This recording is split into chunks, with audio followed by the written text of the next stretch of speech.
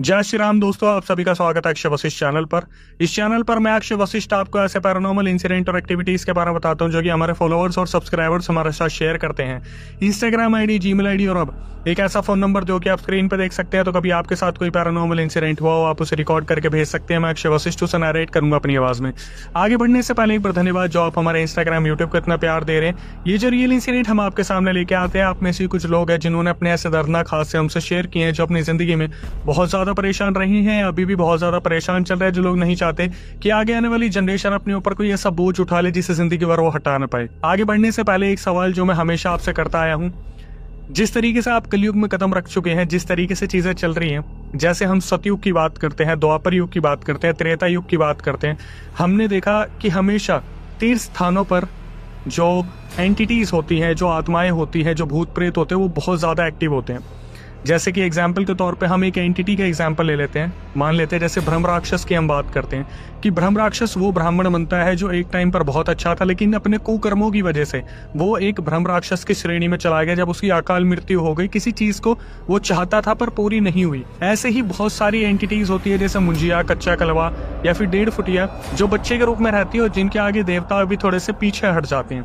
अब आप इमेजिन कीजिए, जब हम बात करते हैं वृंदावन की, वैष्णो देवी की, तीर्थ स्थानों की, तो आपको क्या लगता है कि यहाँ पर क्या डायन नहीं रहती होगी? डायन एक ऐसी औरत जो कि अपने पति की बलि देती है, अपने बच्चों की बलि देती है, सिर्फ सिद्धि पाने के लिए वो किसी की भी बलि दे देती है। तो आप खुद इमेजिन कीजिए कि क्या वो तीर्थ स्थान पर नहीं रह सकती एक डायन? आज का जो पूरा रियल इंसिडेंट है, ये हमें आलोक पांडे ने भेजा है। आलोक पांडे जो कि अहमदाबाद, गुजरात के हैं। आलोक के साथ ये पूरी घटना हुई 2022 में। आलोक ने अपना घर त्यागा था और सिर्फ इसलिए क्योंकि वहाँ गुरुकुल में जाकर वो आगे की जो है भागवत कथा की बहुत सारी जानकारी लेना चाहते थे, अलग अलग वेदों की जानकारी लेना चाहते थे।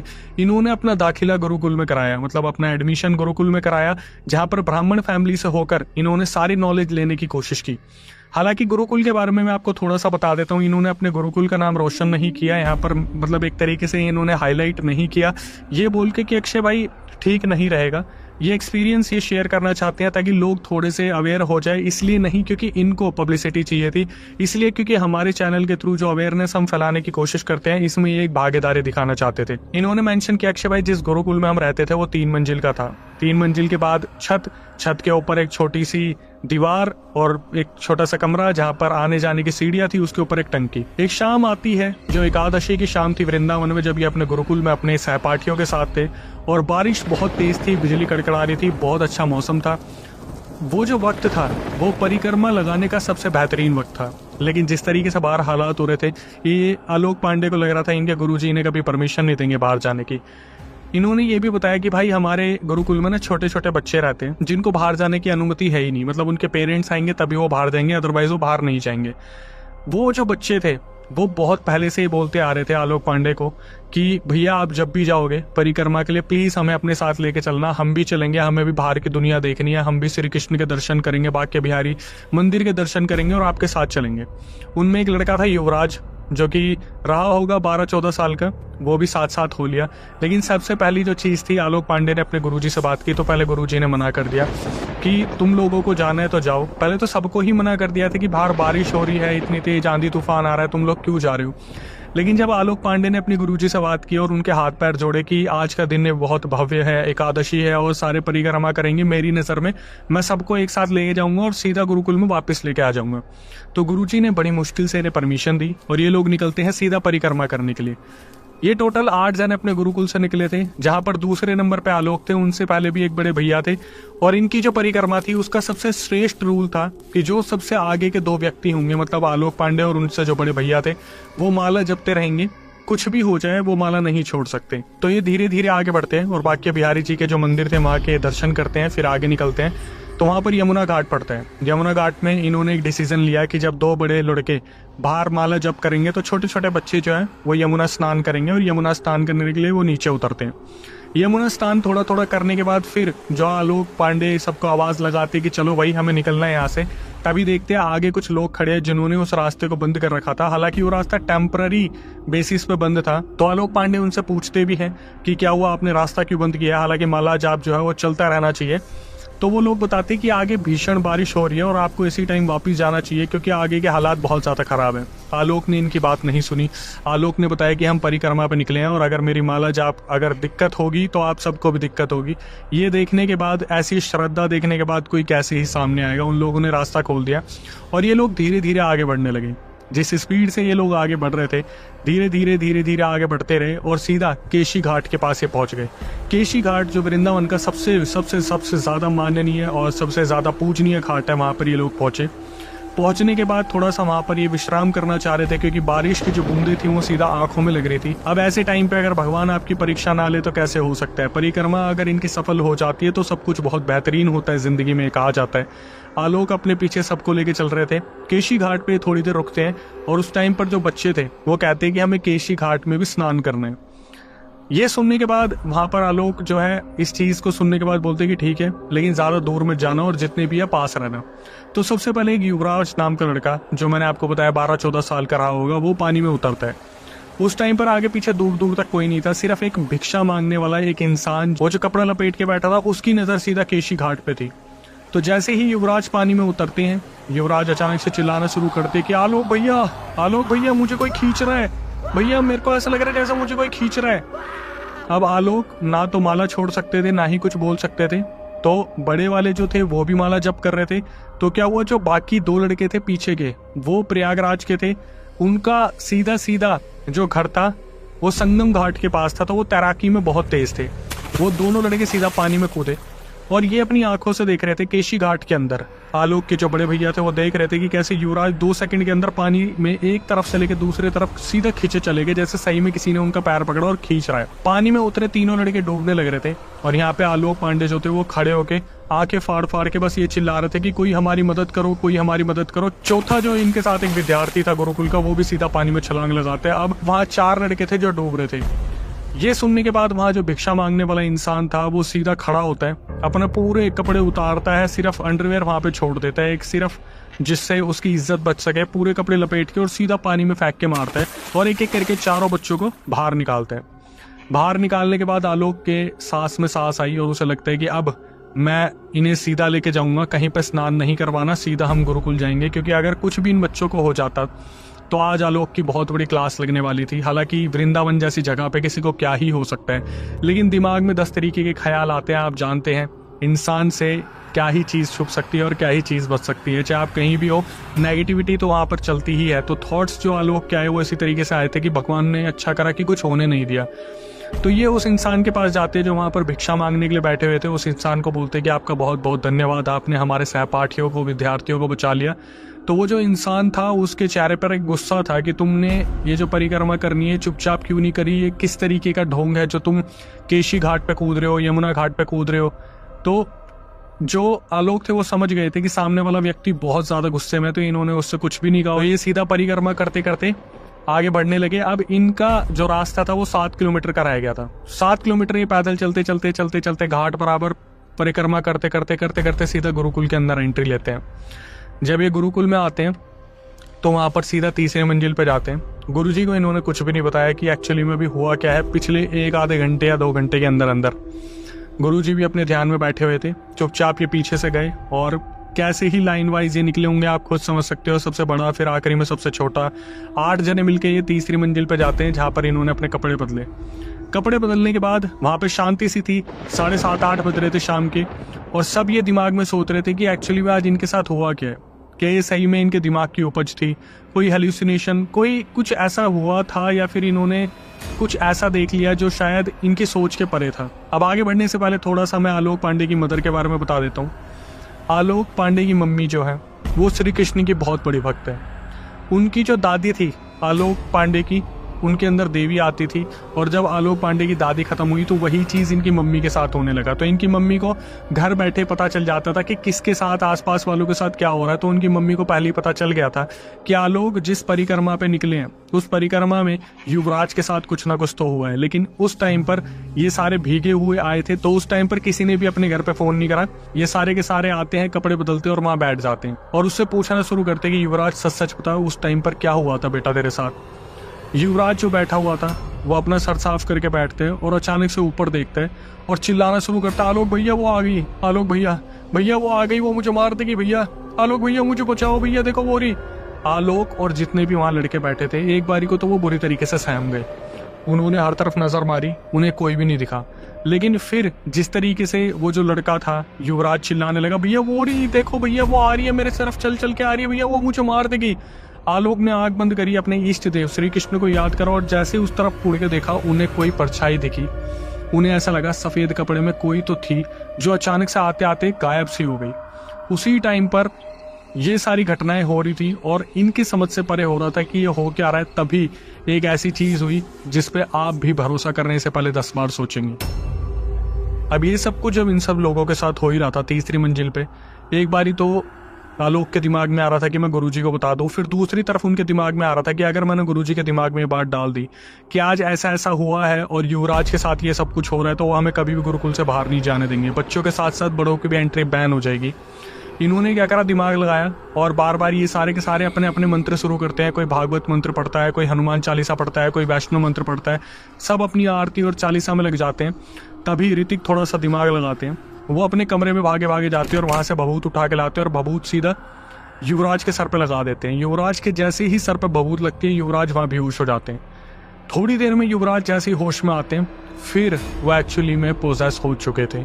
एक एंटिटी उनके अंदर घर कर चुकी थी जो फीमेल एंटिटी थी और वो एकदम से सामने आई और एक ही बात बोली कि ये भभूत क्या बचाएगी इसे मैं अपने साथ लेके जाऊंगी। ये अपने कर्मों से कभी मुक्त नहीं हो सकते, इन्हें जाना होगा मेरे साथ। पहले इसकी माँ और अब ये, इन दोनों को मैं खत्म कर दूंगी। ये सुनने के बाद जैसे ऋतिक जो थे वो बहुत ज्यादा गुस्से में आ गए थे और सब बहुत डरे हुए थे। लेकिन ऋतिक ने क्या करा, जैसे युवराज बैठे हुए थे तो ऋतिक ने सीधा छाती पे लात मारी युवराज के और युवराज उसी टाइम गिरे और बेहोश हो गए। ये लोग कुछ समझते मुश्किल से 5 मिनट हुए होंगे, आपस में जैसे बातचीत होती है 4 लोगों की नुसपुस करके। अचानक से युवराज फिर दोबारा खड़े होते हैं और फिर दोबारा चिल्लाना शुरू करते हैं कि लेके जाऊंगी, नहीं छोड़ूंगी इसे, कुछ भी हो जाए इसकी माँ और इसे मैं खत्म कर दूंगी। अब इसका वक्त आ गया है, इसे जाना होगा मेरे साथ, कोई भी नहीं बचा पाएगा तुम में से। अब ऋतिक को फिर दोबारा गुस्सा आया। ऋतिक ने क्या करा, पूछना शुरू करा, कौन है तू, कौन है और इस बच्चे के अंदर क्यों आई है। जब ये सब कुछ चल रहा था तभी आलोक को कुछ अजीब सा नजर आया। आलोक को एकदम से याद आया कि उनकी मम्मी ने हमेशा एक बात बोली थी कि अगर तुम्हें कोई भी जख्म हो जाए, कभी भी चोट लग जाए, तुम वृंदावन में हो तो वहां की मिट्टी लगा लेना, उस लेप को लगाने से तुम्हारी सारी आफत हट जाएंगी।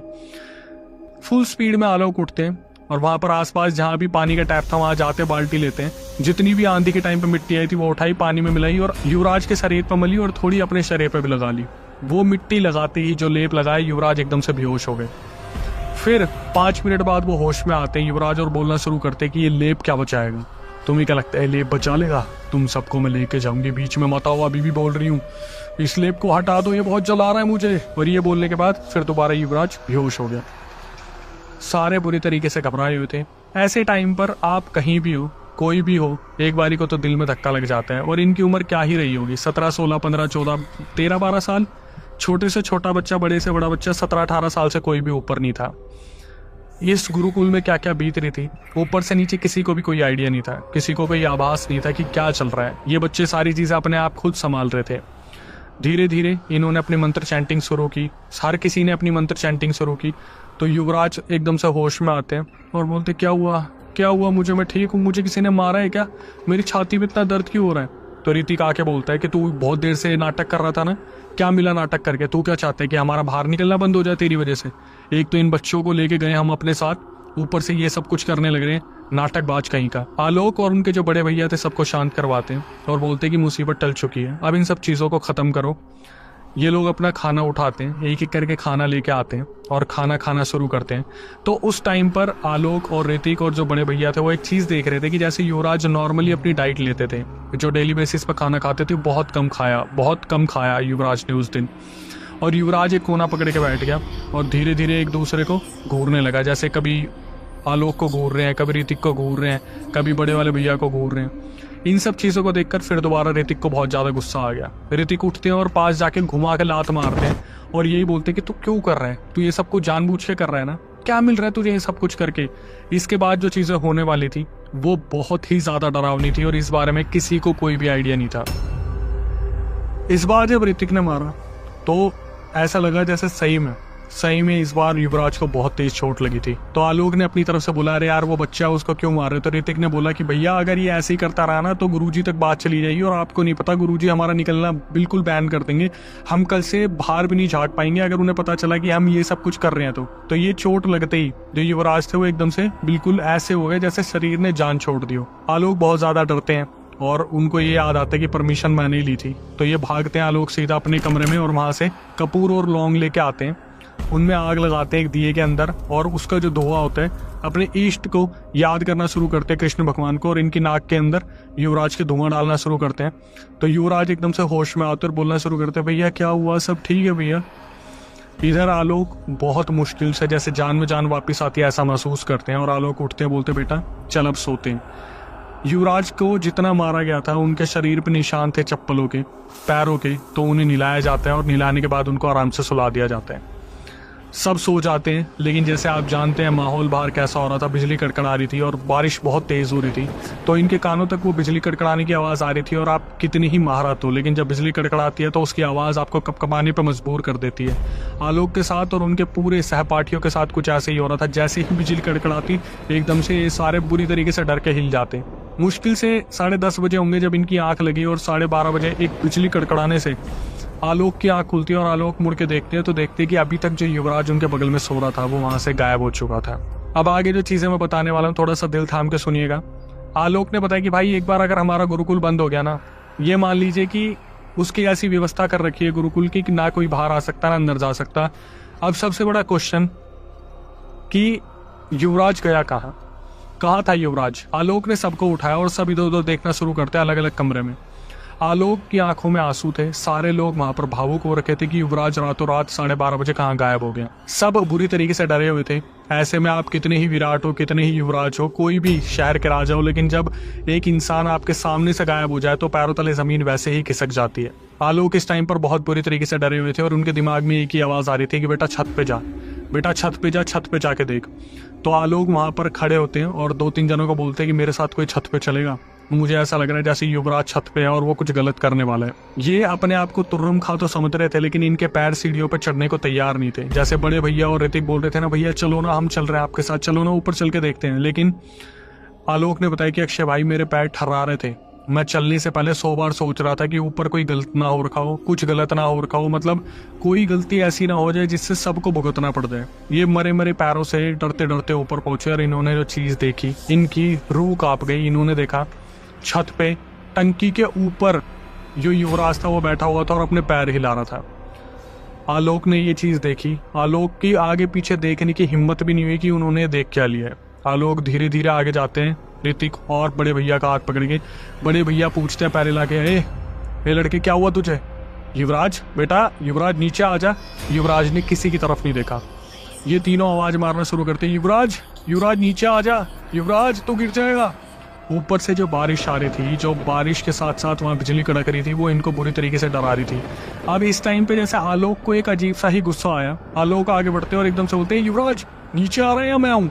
एक बिजली कड़कड़ाई।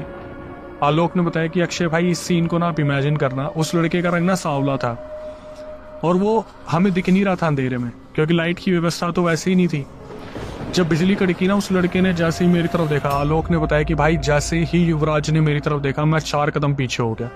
मैं इतनी बुरी तरीके से डरा, मेरी हालत खराब हो गई। मैं सच बता रहा हूँ कि मेरा टॉयलेट निकल जाता, मैं इतनी बुरी तरीके से डरा था। मैंने इनको बोला भाई इसे उतारो, इससे पहले कूद जाए ऊपर से। और किसी भी वक्त युवराज वहां से कूदने वाला था, तभी ऋतिक थोड़ी सी हिम्मत दिखाते हैं, थोड़ी सी हिम्मत आलोक दिखाते हैं, बड़े भैया दिखाते हैं और ये सीधा सीढ़ियों पे से चढ़ के टंकी पे से खींचते हुए युवराज को और सीधा जमीन पे दबा के बैठ जाते ऊपर।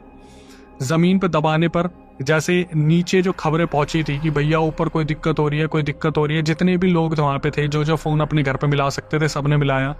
ये दबोच के युवराज को नीचे लेके आए, क्योंकि युवराज बहुत बुरी तरीके से पोजेस हो चुका था। युवराज को जब नीचे लेके आए तो उसी पोजीशन में दबा के रखा। युवराज वहां पर अजीब अजीब सी हरकतें कर रहा था, पता चल रहा था कि ये पोजेस है। जो बड़े भैया थे उन्होंने अपनी जानकारी में एक तांत्रिक को फोन मिलाने की कोशिश की, लेकिन रात के 1-2 बजे कौन ही फोन उठाएगा, किसी एक जने ने भी फोन नहीं उठाया और ये करते करते युवराज बेहोश हो गया। सुबह 6 बजे सबसे पहले आलोक की मम्मी का फ़ोन आता है और आलोक उनको बताना शुरू करते हैं। उससे पहले मम्मी बता देती कि बेटा जो तुमने देखा है वो सच है। आलोक घबराए हुए थे कि मम्मी को कैसे पता। जैसे कि मैंने आपको बताया कि आलोक की मम्मी के पास ये सिद्धियां हैं, वो चीज़ें देख के बता देती है। तो उनकी मम्मी ने बताया कि इनके पूर्वजों में किसी से कोई गलती हुई थी, जिस वजह से जो युवराज है उनकी मम्मी की डेथ हुई। अब वो जो एंटिटी है वो युवराज को लेने आई थी, लेकिन तुम इतने पवित्र जगह पर हो जहाँ पर वो एंटिटी आ तो पाई लेकिन कुछ कर नहीं पाई। श्री कृष्ण ने उसे कुछ करने ही नहीं दिया। वृंदावन में जो जो चीज़ें हुई वो चीज़ें वहीं शुरू हुई और वहीं ख़त्म हो गई।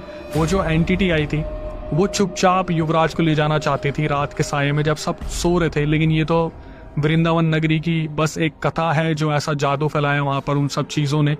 जो जो चीज़ें वहाँ की माननीय हैं, बहुत ज़्यादा पूजनीय हैं, मतलब वो जो एंटिटी थी वहाँ पर जो आई थी वो चाह कर भी कुछ नहीं कर पाई। और श्री कृष्ण ने उस आश्रम के बच्चों को, आलोक को, सबको बचा लिया। तो जो मम्मी जी थी उन्होंने ये बोला कि आप एक काम करना, अपने गुरुजी को सब सच बता देना कि रात को क्या हुआ था, क्योंकि एक बारी को पूजा पाठ करवाना पड़ेगा। वो एंटिटी फिर इसे लेने आएगी जब ये वृंदावन से बाहर निकलेगा। हम हमेशा ये चाहते कि ऐसा कभी किसी के साथ कुछ ना हो, लेकिन जब हम कलयुग की बात करते हैं तो कलयुग का मतलब है कि एंटिटीज़ का प्रवेश जिस तरीके से तीर्थ जगहों पर हो रहा है, हम हमेशा ये सुनते आए हैं कि कहीं ना कहीं किसी न किसी के कुछ ना कुछ आसपास मंदिरों के पास भी चीज़ें हो रही हैं। मतलब एंटिटीज़ एक्टिवेट है। आप एक चीज़ को समझिए, जब हम बात करते हैं डायन की, तो डायन तो एक औरत के रूप में है जो बलि देती घूमती है और जो लौंग तोड़ के इंसानों को मार देती है, या ऐसे ऐसे चमत्कार दिखाती है जैसे यहाँ से बस उसने बोला और वहाँ पर इंसान की जान चली गई। तो आप सोचिए क्या वृंदावन में किसी डायन का रहना बहुत मुश्किल है। हालांकि मैं किसी की भावनाओं को ठेस पहुँचाना नहीं चाहता, मेरी भी आस्था उतनी है एज अ ब्राह्मण जितनी आपकी है, लेकिन फिर भी ये सिर्फ एक सतर्क करने का है। जैसे मेहंदीपुर बालाजी है जहाँ पर उतारे किए जाते हैं, वहाँ पर दूसरी मान्यता ये भी है कि वहाँ का दिया किसी का कुछ खाना मत। क्यों? क्या बालाजी वहाँ पर किसी को रोंद नहीं सकते, किसी आत्मा को? लेकिन इंसान की गलती उसे हमेशा पश्चाताप की तरफ लेके जाती है। और हमेशा मैं जो आपको बताने की कोशिश करता हूँ कि कृपया करके अपना इतना ध्यान रखें कि अपने को कुछ होने ना दे।